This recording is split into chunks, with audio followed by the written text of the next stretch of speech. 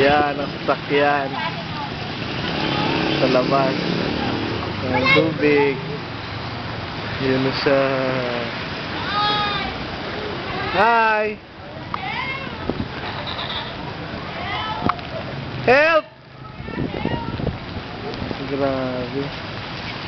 Ay, wala na ulan. Kunti na lang. Picture mo, Kuya Chris? Oo. Paalala lang? Yes, paalala. Baka. Kaya, Ay, naka-video yan dyan. Sorry ka. Naka-video.